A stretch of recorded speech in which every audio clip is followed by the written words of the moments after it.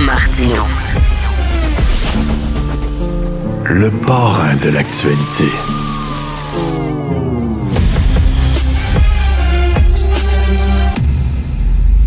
Je suis extrêmement réticent.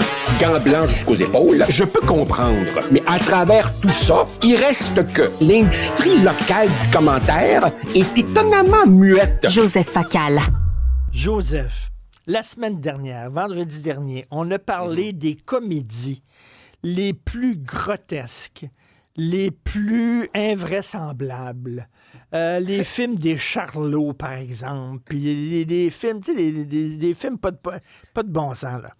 Et là, tu arrives avec une histoire qui vaut, mon Dieu, 25 films des Charlots ensemble.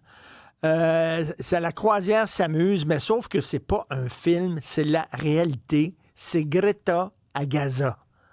C'est Greta à Gaza, Greta et 11 autres hurluberlus, appelons-les les 12 apôtres, qui, à bord d'un yacht de plaisance, se sont imaginés que eux réussiraient à franchir le blocus israélien et à livrer de l'aide humanitaire à Gaza. Évidemment, c'était une pitoyable mise en scène médiatique. Les Israéliens leur ont donné des sandwichs, puis les ont remis dans des avions pour de retour pour leur pays respectif. Qu'est-ce que tu veux que je te dise, Richard?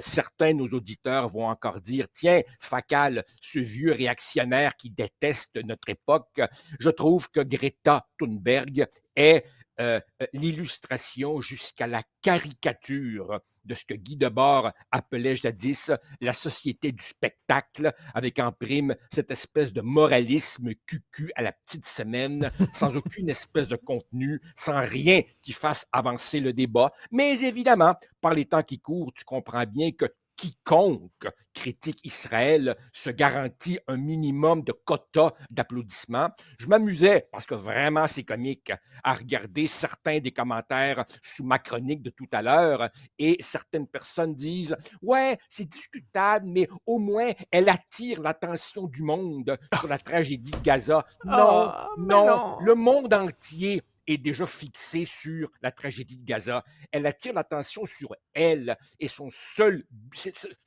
but. Le vrai problème à Gaza, c'est l'inaction des gouvernements, notamment des gouvernements des pays arabes. Et il n'y a rien dans ce qu'elle fait avec ses comparses qui va changer quoi que ce soit. Évidemment, il se trouvera des commentateurs pour dire que, comme une chroniqueuse de la presse, il fallait une sacrée dose de courage pour faire ça.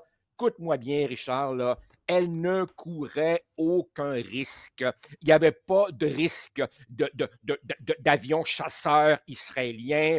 Dernière fois que j'ai vérifié, il n'y a pas d'iceberg en Méditerranée et elle n'était pas sur un radeau comme ces pauvres migrants qui cherchent à fuir leur pays. Elle était sur le genre de yacht qu'on utilise dans les téléréalités avec des filles de bikini. Un pitoyable spectacle qui me fait penser à ces jeunes écervelés qui vont devant les camps de concentration en Pologne et qui se font prendre en selfie. Il ne manquait que Justin Trudeau dans cette pochade lamentable. Une pochade, j'adore ça. Habituellement, le vendredi, on parle de films, mais là, on s'est dit, il n'y a aucun film qui va à la cheville de cette histoire-là.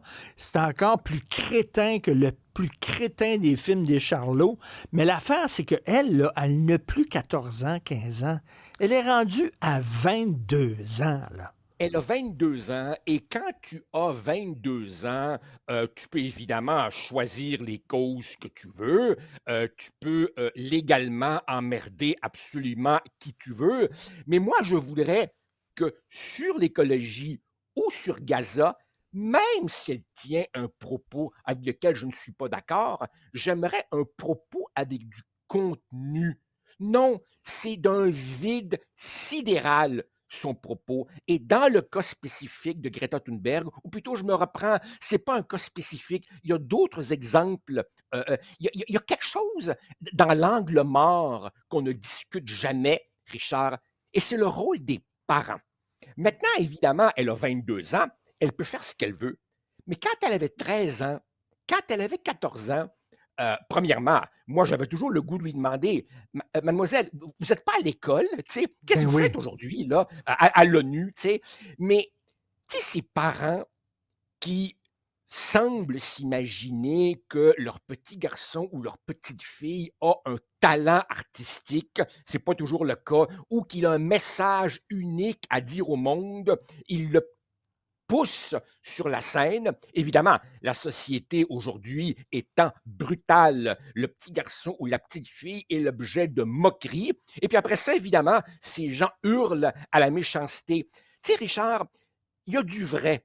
Il y a du vrai quand on dit, toi et moi, qu'il ne faut pas garder nos enfants sous une cloche de verre, il ne faut pas être hyper protecteur. S'ils mangent quelques taloches, c'est pas un drame. Mais à l'autre extrême, envoyer ton enfant à l'abattoir médiatique, je m'interroge vraiment sur certains parents. Jean-Philippe, tantôt, nous a montré des images de Greta Thunberg qui arrive à l'aéroport. Et tu as vu comment elle aime l'attention. Regarde son visage quand on voit les caméras, les gens qui l'attendent et tout ça. Là, soudainement, elle se sent revivre. Elle est au centre de l'attention. Écoute, c'est un gros selfie pour elle, là. C'est un gros selfie, mais tu sais, euh, excuse-moi, Richard, de trahir mon ange ou de trahir notre ange. Tu te rappelles, dans notre temps, il y avait quelque chose qui s'appelait la pudeur, qui s'appelait la réserve, devant ce qui est une vraie tragédie. Ce qui se passe à Gaza, Oui, tu n'utilises pas ça pour ton autopromotion. Si oui. tu étais, comme la gang à Trudeau, un candidat à une élection fédérale canadienne, ben oui, tu vas dans un club de l'âge d'or, puis tu te fais prendre en selfie. Mais avec la tragédie qui se vit à Gaza, un petit peu de retenue, Mais un Joseph, petit peu de compassion. Tu parlais hier du rôle des médias. Oui, Qu'est-ce que les médias font là? Ils ben oui, l'attendent à ben oui, l'aéroport, puis à ben filmer oui, ses ben moindres oui. gestes. Ben oui, Hein, ils participent à cette ben oui, mascarade-là aussi, là. complètement, complètement. C'est la peopleisation de la grande tragédie de notre époque, tu sais. Et il y a vraiment des gens qui, dans le cas de son discours, boivent, mordent l'appât, l'hameçon, la ligne, la canne au complet, alors que tout ça est une pitoyable mise en scène. As-tu vu Et bien les entendu, images? As-tu vu les mais images sur le yacht quand ils dansaient? Puis après mais ça, oui, il allait se baigner, tout le monde. Puis là, ils se sont filmés en train de se baigner. Il y a quelque chose d'obscène et d'indécent. Et obscène, premièrement, voilà, obscène. j'aimerais savoir qui a financé Ha! cette croisière-là, parce que le bateau, m'a dit, là, c'était pas un canot là, de sauvetage. OK? Richard, il y a quelques années, j'avais eu l'idée, tu sais, moi je connais absolument rien à ça, là, tu sais, je suis vraiment un gars de ville, et je m'étais dit, waouh, une petite fin de semaine sur un petit bateau avec ma blonde, ce serait le fun. J'avais regardé les prix de location de cette affaire-là. Alors j'imagine un yacht de ce genre-là pour plusieurs jours, la Méditerranée, partir de la Sicile. Effectivement, qui a financé ça? Et puis, Richard, honnêtement, mets-toi à la place d'un habitant de Gaza, une mère ou un père qui a Oui, perdu des ben oui. proches, des enfants qui cherchent quelque chose à manger dans les décombres, et ils voient cette, j'allais dire un mot que je reprends, qu'est-ce que tu penses qu'ils pensent, eux, quand ils voient ce pitoyable spectacle?